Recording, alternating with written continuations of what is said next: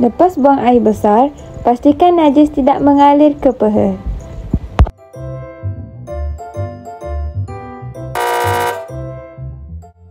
Cara 1. Sapu kubul dan dubur dengan benda yang kesat.